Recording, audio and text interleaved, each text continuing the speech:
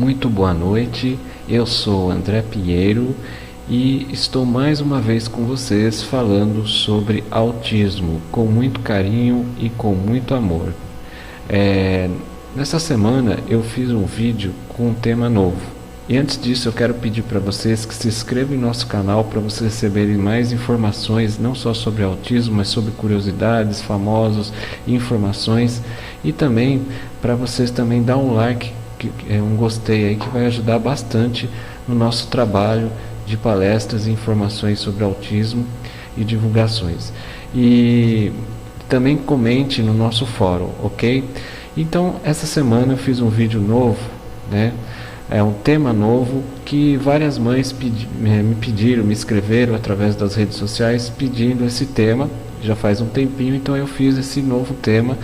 É um tema muito pedido, né, por várias mães, por autistas inclusive, e que ele fala sobre o sem noção de perigo. Então é um tema que eu pesquisei, é um tema que eu vou colocar exemplos, mas que eu fiz bastante pesquisa para falar sobre assunto. Não é um assunto simples, prático, que eu vou colocar a minha experiência, porém ele é complexo. Então, o que eu quero dizer para vocês é que nós autistas, na verdade, a maioria, principalmente na infância, na adolescência, nós crescemos, né? E alguns de nós até conseguimos abandonar essa questão da noção de perigo, mas alguns de nós, né, nem todos, às vezes precisamos de ajuda, que é a questão dessa falta de noção de perigo, né, que você vai encontrar nos locais públicos, né, oferece o perigo. Então você vai ter a falta de noção do perigo, inclusive dentro da nossa própria casa também.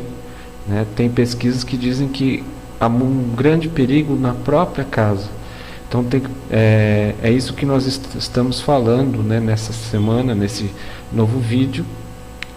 E nós temos que tomar cuidado na nossa casa com objetos pontiagudos, porque é normal as crianças, todas, né, os neurotípicas, as autistas, elas não terem muita questão dessa noção de perigo. Mas com as crianças autistas, né, os nossos jovens autistas, os autistas em geral, tá? Quando eu falo autista, é que está dentro do TEA, do transtorno do espectro autista. Então não é só o aspecto, não é o autismo leve, mas todos, né? Então em geral, né, nós crescemos e dependendo do dia, da quantidade de informação que nós temos, da ansiedade, do nosso acúmulo sensorial, muitas informações, acúmulo de informações, né, em nosso sensorial, no nosso cérebro do autista, nós explicamos, né, que ele trabalha sempre trabalhando um fato anterior e ele vai acrescentando outros, né, então ele é diferente. Mas existe também essa questão do sensorial, dos acúmulos de informações, e aí você acaba ficando perdido e até esquecendo até depois de adulto, e com isso acontece comigo, acontece com vários autistas que comentam isso também. Então eu fiz também várias pesquisas, e também pesquisando profissionais, e também sobre várias histórias sobre essa sem a noção de perigo, que é o que nós estamos falando hoje. Há uma pesquisa nos Estados Unidos que revela que 90% dos óbitos ocorridos nesse período entre crianças até os 14 anos de vida foram causados por afogamento acidental. E isso eu vou relatar também, pois eu lembrei que aconteceu comigo também casos de afogamento. Então já eu vou contar para você. Então comigo também aconteceu casos de afogamento, eu vou contar daqui a pouquinho para vocês. prestem bem atenção, olha que interessante, 50% das crianças autistas entre os 4 e 9 anos, elas se afastam dos seus familiares e lugares seguros para perambular aparentemente sem objetivo. É um percentual 4 vezes maior que aquele encontrado entre crianças neurotípicas normais. Um exemplo que, como viagem é brusca na interferência do autismo, os pais profissionais eles precisam fazer um trabalho antecipado com a criança, antecipado antes de fazer a viagem, porque aí pode dar certo, mesmo que a criança não ache muito bom, poder existir um acordo, né, de confiança contigo. Quer dizer, tem que existir um acordo com a criança antes de viajar, sempre conversar com ela, né, porque está quebrando ali uma rotina. Então, como que você vai fazer? Você tem que conversar sempre antes com a criança, tá? E você ter esse acordo de confiança com ela. Então, pais, irmãos, tios, avós, a pessoa que guia essa criança até o lugar, então ela precisa ter esse combinado, ter essa confiança com a criança. E porque está tendo mudanças de rotina, vocês concordam? Mudanças de rotina, de ambiente. E as crianças autistas, muitas vezes, elas se sentem desconfortáveis. Eu me sinto desconfortável. Se afasta de seus familiares em busca do quê? Elas vão buscar o quê? O que nós vamos buscar? Isolamento, tranquilidade. É nessas circunstâncias que essas crianças, sem noção de perigos, nós autistas se tornamos vulneráveis a acidentes graves, tá?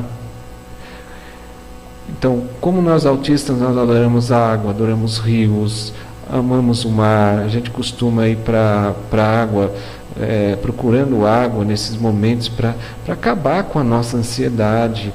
A gente costuma procurar a água, costuma se molhar, costuma nadar, costuma, né? E aí vai indo e o que acontece? Como a pesquisa própria diz, né? Nós se afogamos, né? Acontece esse perigo de nos afogarmos, e você percebe que é tudo sem noção, sem intuito, sem saber do que realmente está acontecendo, aquela ingenuidade daquilo que está acontecendo. Eu, por exemplo, eu tenho coisas muito fortes para relatar, eu tenho muitos exemplos para relatar para vocês. Por exemplo, eu viajei uma vez, eu fui pescar com a família, e ali estavam meu pai, minha mãe, né, meu falecido pai, minha mãe, os tios, avós, tio por parte de mãe, tios paternos, primos, muitos primos, então toda a família reunida, resumindo. E nós, né, estávamos brincando, então estava minha prima, meu primo, nós estávamos brincando, onde? Na beira da represa, que o autista gosta, né? Represa, água. E eles estavam pescando, a concentração deles na pesca, né, na diversão, e nós ali brincando. Até aí tudo tranquilo, né, tranquilíssimo. Silêncio, paz, sossegado. Tudo bem, tudo correndo normalmente. Estávamos ali pegando potes vazios, aqueles potes que as pessoas jogam no beira da represa e deveriam colocar no lixo e deixar tudo limpo. Não, eles vão deixando aqueles potes, aqueles lixos na beira da represa, e nós estávamos brincando com aquilo, e lata de cera, garrafa, e enchia de água, aquelas brincadeiras que a criança adora. E aí nós pegamos, né, latas, aí brincando, e nós estávamos ali quietos num canto, e os primos, e de repente um dos meus primos, ele desiste de brincar, tá? E nesse desistir de brincar, ele não está usando mais o pote, ele pega o pote e joga dentro da represa, mas bem no fundo. O que acontece? Eu estava brincando com aquele pote, cortou a minha brincadeira. O que eu fiz? Eu comecei a caminhar em direção à água, e andei e comecei a entrar dentro da represa e afundar. Nisso que eu que eu começo a afundar, que já estava só um pedacinho da minha cabeça para baixo, de água aqui mais ou menos, né? A minha mãe percebeu, ela correu e ela veio e ela puxou o meu cabelo, né? Segurou o cabelo e com força ela entrou dentro da água e ela puxou pelos cabelos e ela conseguiu me tirar da água, né? Que eu estava já quase afogando, né? Já estava, né? Só um pedacinho da cabeça já estava se afundando, já estava me afogando. Ela puxou e aí ela conseguiu salvar, por sorte ela estava por perto, né? Então é um exemplo aí que é importante estar sempre por perto, olhando, vigiando, mesmo de longe, deixando a criança com autonomia brincando, mas estando sempre olhando, observando de longe, por perto, né? Então, por sorte, ela estava observando, mesmo que de longe, né? E ela conseguiu em tempo salvar. E você percebe que realmente eu tinha 5 anos, né, nessa época, era criança e sem noção nenhuma do perigo, tá? Não havia noção nenhuma de afogamento, de água. Quando eu vi, já estava dentro da água. Eu me lembro até hoje quando eu comecei a correr, quando eu começo a entrar na água, mas não lembro do afogamento em si, isso eu não lembro, e do salvamento, né? Ela que relata isso, minha mãe que relata esse fato. Isso então é importante contar para vocês, né? Um dos fatos que é sem noção do perigo. E outro caso também, né, que eu posso contar para vocês, é uma discussão uma certa vez na praia, com essas coisas que vocês não seguram, né? Então pesam muito na cabeça quando a minha mãe falava em certas ocasiões, aquelas discussões na praia que eu lembrei agora. Então também tinha essas discussões por coisas pequenas, né? Por coisas que eu gostava de fazer, e nessas discussões ela às vezes acabava soltando algumas coisas e essas coisas me deixavam mal por meses, né? Palavras que às vezes acabava dizendo, olha, essa porcaria que você está fazendo, que você está brincando. Então isso deixava eu bem angustiado por meses, né? Então certas vezes eu me isolei e eu corri da família, né? Numa tentativa ali, fugindo da família, mas eu não tinha noção de perigo. Olha quanta coisa poderia acontecer ali, nesse distanciamento da família da praia, né? Sequestros, ladrão e tantos perigos, né? E depois eu vi a cena dos meus pais desesperados, me procurando, perguntando o que havia acontecido. Então é uma mudança de rotina, eu não percebi, eu demorei muito para reparar tudo isso, e exatamente eu estava sem noção alguma, né, não tive essa atenção. E é importante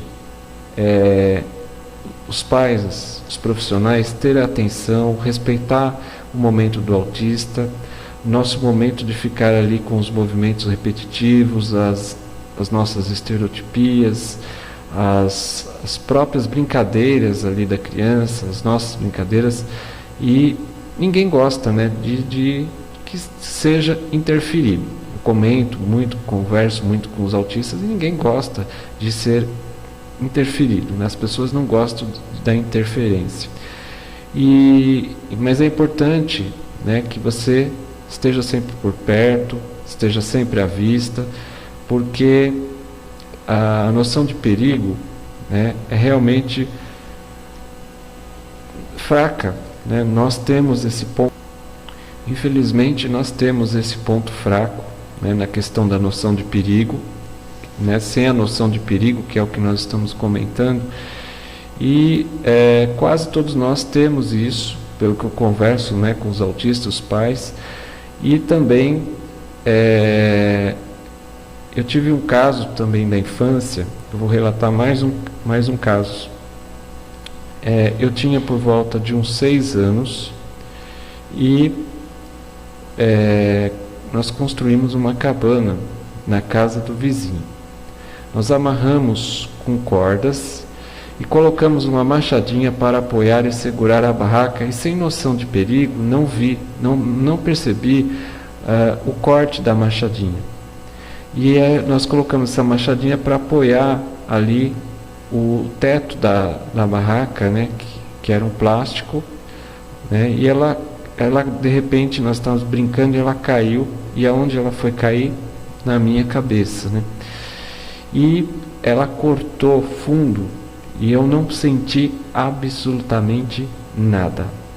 Eu só percebi quando tinha muito sangue escorrendo e quando a mãe, né, no caso do meu vizinho, que ela comentou, ela mostrou. Então aí eu percebi. Não senti dor, né, pelo corte era para estar gritando de dor, não chorei. E eu só percebi quando tinha muito sangue, quando ela me mostrou. Então o vizinho assustado chamou a mãe dele, né? E o que ela fez? Ela colocou, né, a minha cabeça dentro do tanque. Isso eu lembro muito bem, né? É até engraçado, que ela colocava e lavava e não parava, e ela lavava e lavava. Isso ficou muito tempo, por volta de 1 hora mais ou menos. Saía muito sangue, ela lavava, eu com a cabeça toda molhada. E saía muito sangue, jorrava sangue, mas eu não chorava, não ligava. E depois de um momento, ele parou de sair sangue, né, que fala, estancou sozinho. Ela pôs açúcar também, que as pessoas tinham mania de colocar açúcar. Eu continuei brincando, tá, como se nada tivesse acontecido, tá? Aí quando a minha mãe chegou, ela ficou muito preocupada. A vizinha contou, claro, ela viu, percebeu, cabeça molhada ali, e ela ficou assustada, ela ficou brava, né? Mas ela não precisou levar no hospital. Ela imaginou que precisasse, ela não levou. Isso eu fiquei com cicatrizes até hoje, pequenas, mas ficou a cicatriz por muito tempo, funda. E então o olhar sem a noção do perigo, sem noção nenhuma do perigo. É um exemplo, né? Não imaginei da machadinha, nem as coisas que ali estavam, de colocar sem apoiar nada, que ela ia cair, porque ela não estava sem apoio nenhum. Ela estava segurando o plástico e no puxar o vento ela cai. Então, como aquilo foi forte, né?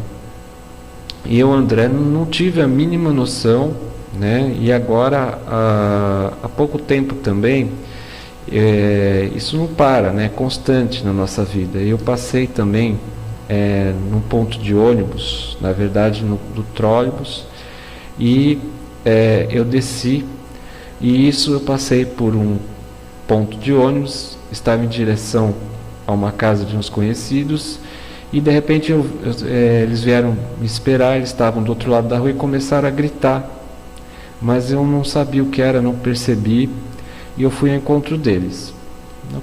Não dei bola, fui ao encontro deles, e eles desesperados, contando que havia um homem com uma arma e que ameaçava atirar. E eles desesperados viram, e eu não vi nada. Falei, aonde, né? Fiquei naquela... Por isso que eles estavam gritando. Eu tinha mais ou menos uns 17 anos quando isso aconteceu. Então, sem noção alguma de perigo, né? Sem noção alguma do perigo. E o que eu quero colocar para vocês, que é importante relatar, é ter essa preocupação. Bem, agora que eu relatei para vocês os motivos, eu posso dizer os motivos comuns das crianças se afastarem dos adultos nesse momento de descontração, por não terem noção de perigo, quando a gente quer afastar dos estímulos sensoriais. Então não tire os olhos do autista, esse é o conselho que eu dou, não tire os olhos de forma alguma, né? Nós, autistas, nós não podemos ser capazes de fazer nós somos capazes de fazer algumas besteiras, né? E besteiras até muito grandes, muita coisa que eu lembro que eu fiz, mas fiz porque não tinha, eu estava inseguro, não tinha ninguém por perto, não tinha ninguém olhando. Então o autista ele vai afastar o ambiente e a buscar o que? Um ambiente acolhedor. Então, se vocês fornecerem isso, um ambiente acolhedor, você fazer tudo isso, você vai diminuir esses riscos. E agora eu posso falar os motivos mais comuns que foram os pais, né, desse comportamento, que é a tentativa de se afastar dos estímulos sensoriais desagradáveis. Então os autistas eles se afastam desses estímulos, é um dos motivos. A tentativa de se afastar de situações de ansiedade, que às vezes as demandas escolares. Então é importante observar tudo isso. Buscar ambientes acolhedores e agradáveis, tá? Ele procura um parque, procura água, procura um local para fugir desses estímulos sensoriais e procura locais de interesse especial, que é estações de trens e metrôs, por exemplo, que são os interesses restritos, né? O autista ele adora trens, metrôs, então às vezes ele procura esses lugares. É importante esse detalhe, porque às vezes se uma criança foge, você pode trabalhar esses detalhes e correr simplesmente, às vezes por impulso, e explorar lugares novos, tá? Então isso são detalhes importantes que os pais eles referiram, que essa noção de perigo, sem a noção de perigo, é feita por esses motivos que nós acabamos de dizer para vocês. Então é importante, e eu refaço isso, eu reforço isso com você, eu reforço que é importante ter o olhar, mesmo de longe, é muito importante ter alguém por perto e sempre observar esses detalhes. Eu espero, com muito carinho, com muito amor, ter ajudado vocês com essas informações, com os meus exemplos, e estou sempre à disposição.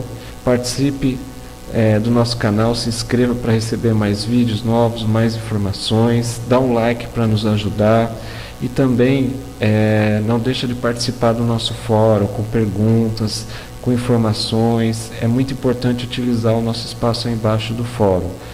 E estou sempre à disposição. Um grande abraço a todos, uma ótima semana, uma boa noite e até o próximo vídeo. Muito obrigado pela sua atenção.